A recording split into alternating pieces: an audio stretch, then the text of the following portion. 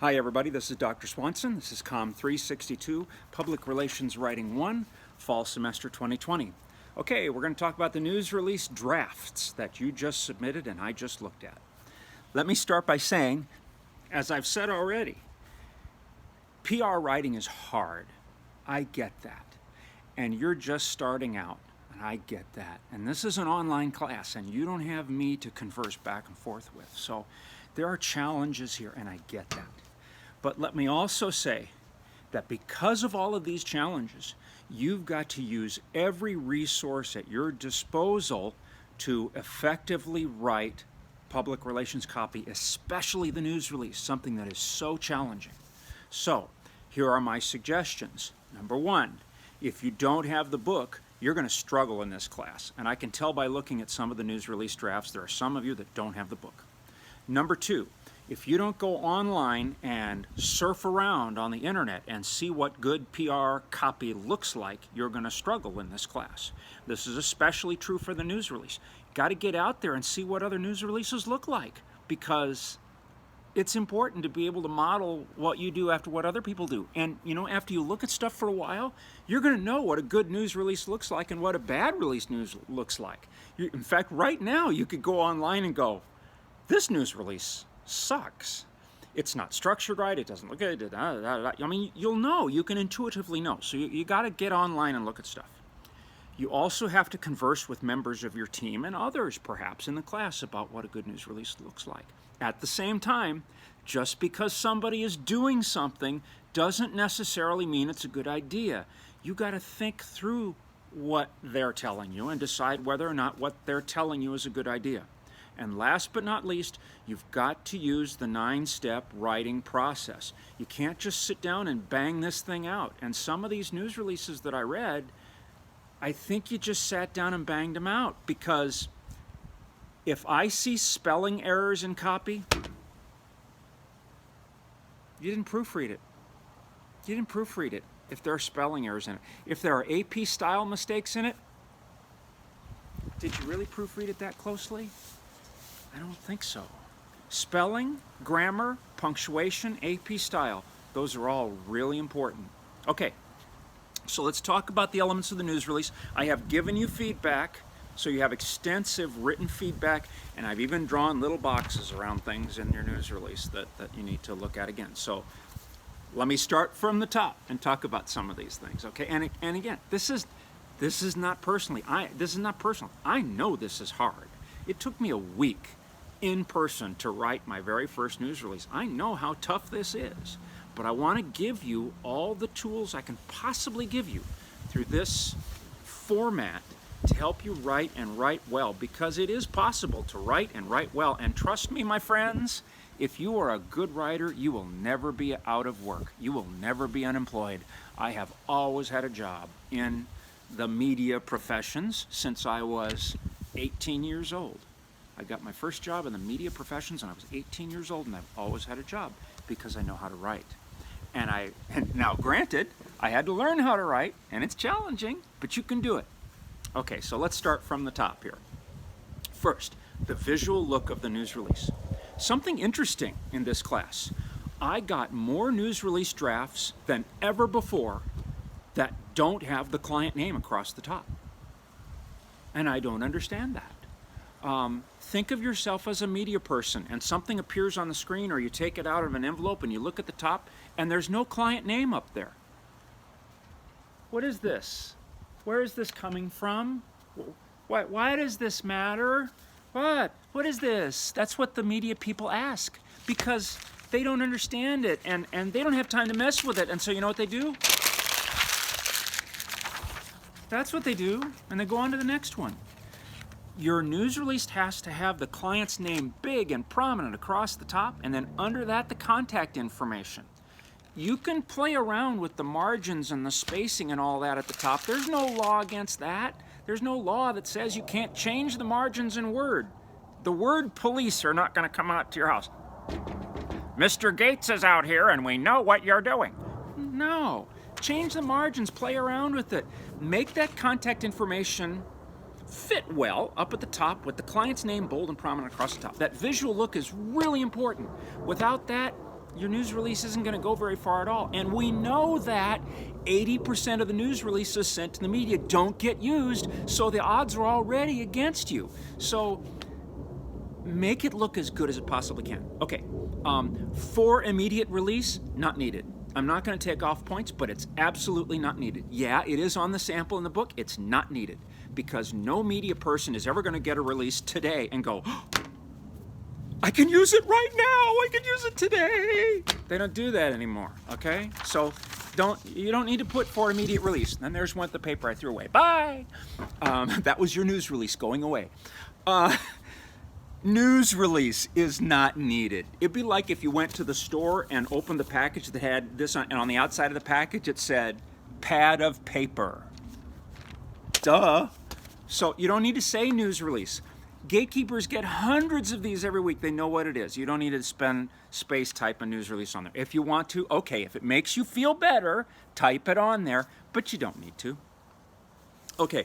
AP style is really important, including the date line. I want to see a date line here, and I want it to be written in correct AP style. You don't need to announce that your news release is an announcement. We know your news release is an announcement. So, don't have the first line be, this is an announcement of the announcement. No, you don't need to say that. It'd be like me saying, this is a video. This is a video. We don't need to do that. Okay, the headline has to be something newsworthy. New ships being built. Probably not really newsworthy. So play around with the headline. What would catch somebody's eyeballs? Go online and look at newspaper websites and read headlines. That's what we're trying to model this after. What do news media gatekeepers want to see? Create a headline that looks newsworthy and will capture their eyes. At the same time, don't make it sound like a sales job. Don't make it sound like, two extravagant ships being built in exquisite taste and blah, blah, blah, blah. This is not Donald Trump here, so we're not going to go there. This is news. It has to sound like news. So we're going to headline that sounds like news. The lead paragraph has to get the person who's reading this interested. If you start the lead paragraph by saying the Lake Michigan Twilight Cruise Company has been in business for 12 years. Last year they had 45,000 passengers. That's not news. That's another news release crumple moment. The gatekeeper invests seconds of time in looking at this before they move on it. I mean, literally seconds. They'll give your news release maybe 10 seconds before they decide whether or not it's something they're going to use. Don't waste their time with old news. Don't bore them right off the bat. Tell them why this is news. And don't come right out and say, this is news, but just tell the story. Because they'll get it. If you tell the story and present it as an interesting thing, they'll get it. And if they can use it, they will. So think a lot about your headline and think a lot about that lead paragraph. There's good content in the chapter readings about the lead paragraph. There's tons of stuff on the internet about lead paragraph. Got to have an important, interesting lead paragraph. Those first few sentences explain the who, what, why, when, where, how. That's COMM 101 stuff. You really need to have that.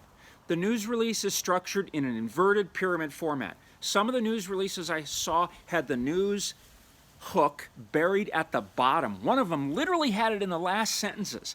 Gatekeepers aren't going to see it. What is the hook here? The reading talks about what makes a newsworthy story newsworthy. That's the hook, okay? The hook is these ships are being built in unusual ways. They're being built overseas. They're going to be shipped here in segments. They're being built in Scotland. That's the news hook. It's visual, it's unique, it's interesting. That's what you want to include as the main part of this story. So tell that part of the story in a way early in the story that gets the gatekeeper's attention so they can follow you with this. Can you tie this into today? How about saying the Lake Michigan Twilight Cruise Company today began something, or today, something that's happened today. Construction started today, or the company released its plans today, or something today, because today is timely. That's also a news value. Ships and boats, decide what they are. These are either ships or boats, and use the term consistently throughout your news release, because if you keep calling them ships and then boats and then ships and then boats, it gets really confusing, and that just goes to the consistency issue. So decide what they are and call them that throughout your news release. Hook, again, the news hook. Please, please, please. The news hook is really important. It's an interesting story from a story standpoint, and it's visual. If a TV person gets this news release, what would that be like visually to see these ships being constructed and see the parts being, or the segments or the sections of the ships being put on an airplane? Don't say parts, because parts sounds like a box full of nuts and bolts. Sections being shipped on a 747 and arriving in the United States. That's visual, that's TV news. That would be a really good story. But you don't have to say in the news release, this is a good story. They get that. They get that. Just tell it as a good story and they'll follow you. Them and their. Try to get them and their and they out of your writing, because that makes sentences awkward and vague. The company isn't it. It announced today. The Lake Michigan Twilight Cruise Company employs, I don't know, I'm just trying to think off the top of my head here. Get the theys out. It is the company. Common copy errors handout. I mentioned this very early in the semester. A lot of you guys aren't using it, and I know you're not using it because you're making mistakes that are in there. So get the common copy errors handout, please, and use it. The them and their thing for organizations is in there. Currently is also in there. Currently I'm shooting a video, and currently I'm hoping you're going to use it, and currently this is really good information. Currently, no, we don't need currently. Don't use a single word that you don't need. Be parsimonious in your writing, because you've only got one page to work with. And those of you who went to 2 pages, don't go there. 1 page. Again, adjust the margins. Play with the margins. Bill Gates is not going to come to your house and say, I understand you've been moving the margins in Word. You can absolutely do that. Play with the margins. You've got a full page to tell the story, so tell it effectively. Boilerplate at the bottom. The boilerplate gives the background of the company in a paragraph. So all of that, 45,000 people thing, put it down there in the boilerplate. You don't have to use up space in your news release to tell stuff that's not news. Put it in the boilerplate. One last thing, and thank you, the vast majority of you who did not do this. Do not mention the accident. Don't go there, because it's not part of your story. Every time Cal State Fullerton writes a news release and puts out a news release, do they say, by the way, did you know there was a shooting massacre in the library in 1976 and a bunch of people were killed? That is a true story. There was a massacre in the library. It was one of the first shootings on a college campus. It happened right here at Cal State Fullerton. But no, they don't say that, because it's not part of the story. The shooting, the accident, the safety fencing, all that stuff, that is not part of your story. Don't go there. Don't go there. If you do in the final copy, you'll fail. It's that simple. If you resurrect that in the final copy, you will fail. So I hope you've watched the video to this point and seen, I don't want to hear anything about the accident. That is totally irrelevant to the story here. It's all about focus. Again, think like journalists think. You are trying to get the attention of a very busy, very distracted person who has a desk piled high with news releases, and you're trying to get this one into the news in an environment where 80% of those news releases are not going to get used. So this news release has to be strategic, it has to be creative, it has to look good visually, it's got to tell an interesting story, it's got to say to the news person, this is a cool story. And you don't have to say that in the news release. It just has to imply that. It has to infer that. And if you put a nice story on 1 page, they'll get it. You don't have to beat them over the head with this. They will get the idea that this is a good story. So that's what you got to do. And it's got to be completely error-free. Completely. Because they're not going to take time to rewrite your stuff. Even stuff like AP style, they are not going to take time to mess with that. So, go back over what you wrote. Go back over my comments. spend a couple of days on this. Maybe work on it for a while, set it aside, come back to it later, work on it some more, set it aside. Don't do this the night before it's due. Talk this over with members of your team. Kick some ideas around. Look at other examples of news releases on the internet. Use the question and answer forum in this class. Ask me questions. I am here to help you, and I want to help you. But you really need to think strategically about this assignment. So go through all of those things, look at the copy that you've done. One last thing on revising. Just because I didn't put a box around something on your document doesn't mean that you don't maybe want to rethink it. So, 2 days from now, you may want to rethink some sentence that you wrote and try it a different way. Hey, if you feel like doing that, do that. Just because I didn't call you out on it doesn't mean it can't be made better. And that's what we want to do. We want to make this as good as we possibly can. We're not in a pursuit for perfection here. I just want to see the news releases be as strong as they can possibly be and not have anything in them that makes the gatekeeper go, huh? Because if they go, huh? You're dead. You're dead. They're not gonna use your copy, and you don't want that to happen. All right.